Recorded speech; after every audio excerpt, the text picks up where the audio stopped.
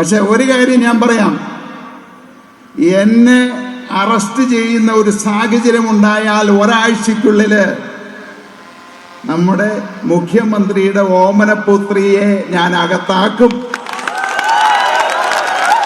ഇത് സ്വപ്നയുടെ കയ്യിലിരിക്കുന്ന ബോംബല്ല, ഷാബു ജേക്കബിന്റെ കയ്യിലിരിക്കുന്ന ബോംബാണ്.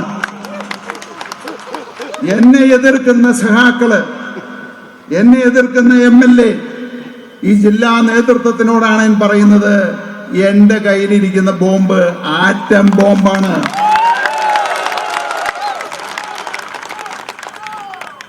ഞാന് ഈ പൂതൃക സമ്മേളനം കഴിഞ്ഞ് ഒരാഴ്ച കഴിഞ്ഞപ്പോ ഞാൻ കേൾക്കുന്നു, സാബു ജേക്കബിന്റെ ആസ്ഥാനത്തേക്ക് ഡിഫി കുഞ്ഞുങ്ങള് അവിടെ പിക്കറ്റ് ചെയ്യാൻ വരുന്നു എന്ന്. അപ്പോ 4 മണിയാണ് സമയം പറഞ്ഞിരുന്നത്. എന്റെ ആസ്ഥാനം എന്ന് പറയുന്നത് നിങ്ങളെല്ലാം വന്നിട്ടുണ്ടാവും, എനിക്ക് ഒരാസ്ഥാനമേ ഉള്ളൂ. 3:30 4 മണിയായി. കാരണം ഒരു 10 വർഷം മുമ്പായിരുന്നെങ്കിൽ എല്ലാ ദിവസവും കമ്മ്യൂണിസ്റ്റുകാരും കോൺഗ്രസ്സുകാരും SDPIക്കാരും എല്ലാം തുടർച്ചയായിട്ട് ഈ ആസ്ഥാനത്തേക്ക് വന്നുകൊണ്ടിരുന്നതുകൊണ്ട് കുറെ കാലമായിട്ട് അത് കാണാൻ പറ്റുന്നില്ലോ എന്ന് വിചാരിച്ചിരിക്കുമ്പോഴാണ് ഡിഫിക്കാര് സന്തോഷ വാർത്തയുമായിട്ട് വരുന്നത്. അങ്ങനെ 4 മണിയായി, 5 മണിയായി, കാണുന്നില്ല. 5:30 മണിയായി, കാണുന്നില്ല. അപ്പൊ ഞാൻ അന്വേഷിച്ചപ്പോ പറയുന്നു, ആസ്ഥാനത്തേക്കല്ല വരുന്നത്, എന്റെ വീട്ടിലേക്കാണ് വരുന്നത് എന്ന്. ഞാൻ അവിടെ നിന്ന് ഉടനെ കാർ എടുത്ത് വീട്ടിലേക്ക് പാഞ്ഞു.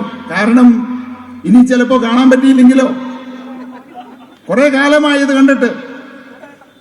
അപ്പോ അങ്ങനെ വീട്ടിലെത്തി കഴിഞ്ഞപ്പോ എന്റെ മകളെ ഓടി വന്നിട്ട് പറഞ്ഞു, അപ്പയെ തോളിലേറ്റിക്കൊണ്ട് കുറെ ചേട്ടന്മാര് പോകുന്ന കണ്ടു എന്ന്. അതെന്താ? ഞാൻ ചോദിച്ചു, അല്ല, അപ്പയുടെ ഫോട്ടോ എടുത്ത് മുഖത്ത് വെച്ചിട്ട് 3-4 ചേട്ടന്മാര് കിഴക്കമ്പലത്ത് കൂടി നടക്കുന്നുണ്ട് എന്ന്.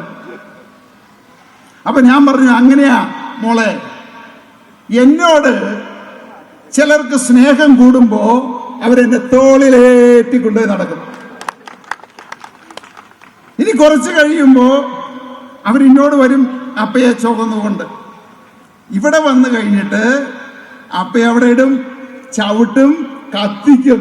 നോക്ക് കാണണം. 2 പേർക്ക് ഉത്സാഹമായി, കാരണം അവര് കണ്ടിട്ടില്ല.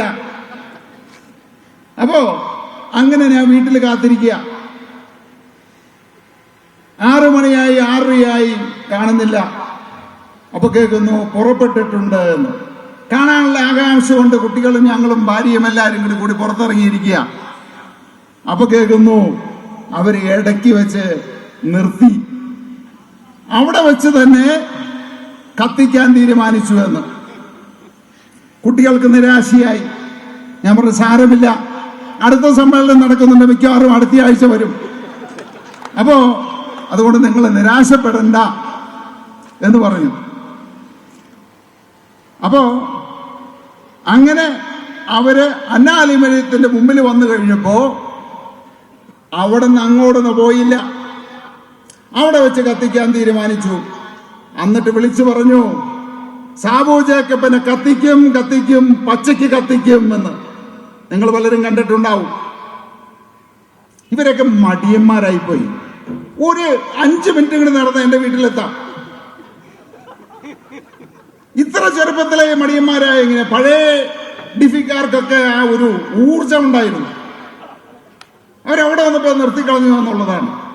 അപ്പൊ ഇനിയെങ്കിലും ഇവിടേക്ക് ഇന്ന് പതുങ്ങി നിന്ന് കേൾക്കുന്ന ഡിഫിക്കാരായിക്കോട്ടെ, കമ്മ്യൂണിസ്റ്റുകാരായിക്കോട്ടെ, അന്തം കമ്മികളായിക്കോട്ടെ, നിങ്ങൾ ദയവ് ചെയ്ത് ആഴ്ചയിൽ ഒരിക്കലെങ്കിലും എന്റെ വീട്ടിലേക്ക് ഇതുപോലെയുള്ള പ്രകടനമായിട്ട് വരണം.